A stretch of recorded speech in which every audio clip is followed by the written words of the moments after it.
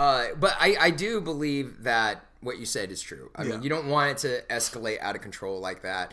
And some people don't have a lot of filtration on the escalation part. Right. But I do believe that an argument of some sort is inevitable. I'm not saying like it has to go full blown, like me just taking everything and then now I'm throwing cell phones and shit like that through, testing the laws of physics against the wall.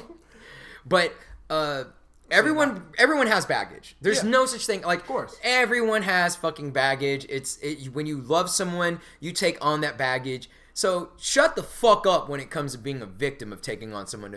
I can't believe. Well, you might be stupid because that means that if you can't believe it and you didn't see the baggage coming. No, every relationship I've been in, you got baggage. Coming. There's no way. Okay, so let's take two individuals. You take a whore, right, and fucked everything that moved. You know what I'm saying? It was like there was no Simon Says. It just fucked everything that moved.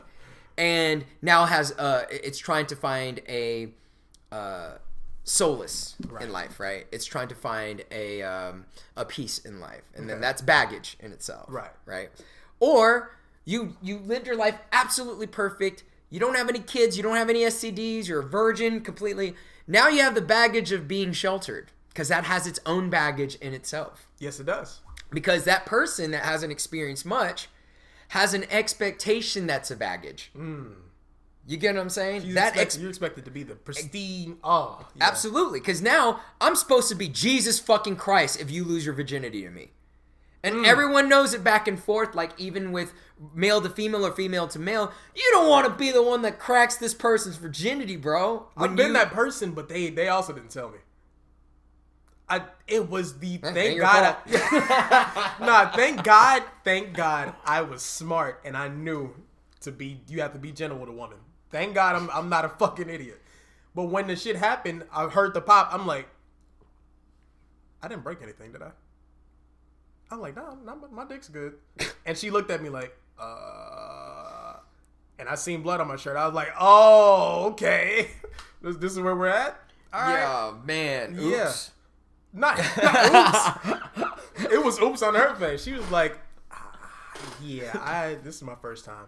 How do you know that she didn't just have like extra ketchup packets from McDonald's in her pocket? You gotta go. Shut up. No, shut up, dude. Ketchup. No. But baggage is inevitable. It's with every person. How much baggage is a different story. Yes. Yeah, that's I think that's really what it boils down to when you're choosing a partner is baggage management. How much baggage can you actually hold? The capacity of another person. Because I can hold a lot of fucking baggage. Yep. I can handle a shit ton of baggage on somebody. But even I have limits. Like there's certain things that just every person has that are just like, dude, that's way over the edge. Yeah. Which is why it's fucking stupid to fucking talk to your friends or talk to other people about how much they would tolerate. A good friend to gauge yourself with is someone that is as close to you as possible. Then maybe you can listen to what they have to say as far as how much they would take.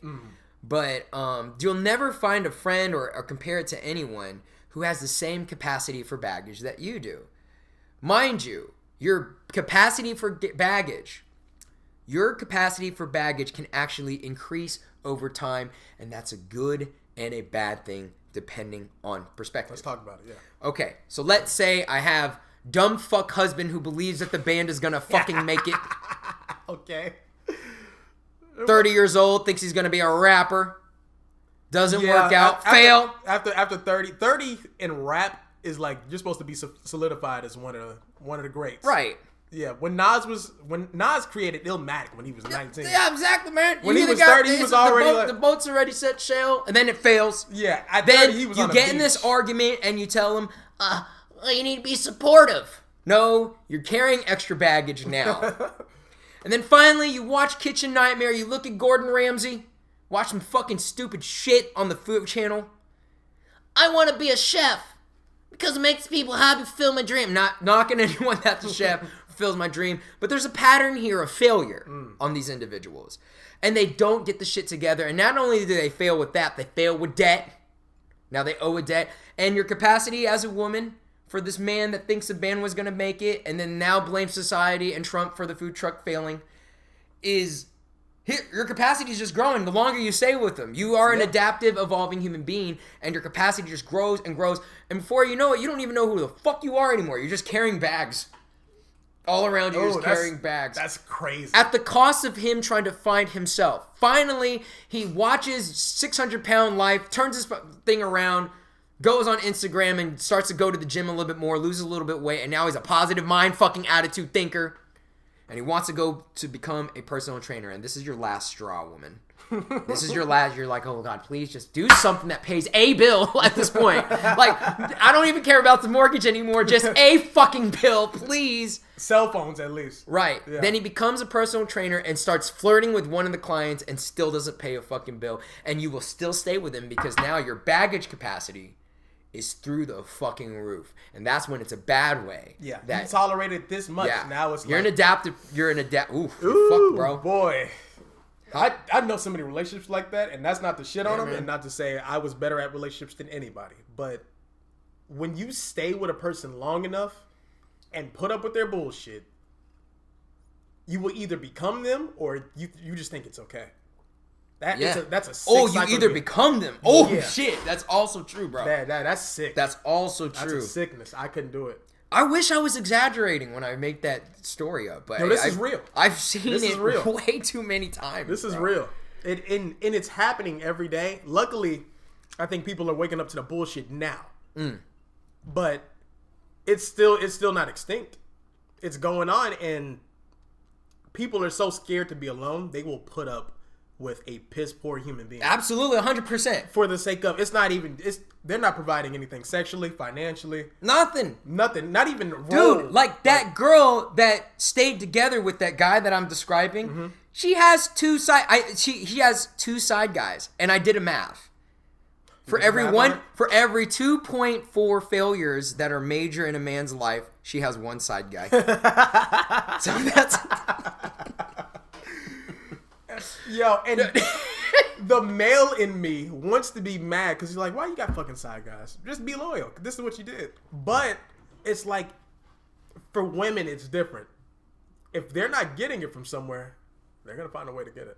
Absolutely, 110%. If they're not satisfied in one area, they're going to find a way to get it. I don't think it's not that the guy's dick doesn't work or the dick doesn't feel good. It's dick that you don't have to babysit feels good. You don't want to be their mama. I'm gonna repeat that fucking again, bro. Yeah. You don't want to be... Exactly. I think women's plight is things that turn them on is not their kid. So if the guy that they're dating ends up becoming someone that they have to babysit, they love them, but it ends up becoming someone they have to babysit, you don't want to fuck your kid. Yeah. So you're going to want to look for a place that you feel a little bit safer, and that's where the side guy temptation comes in.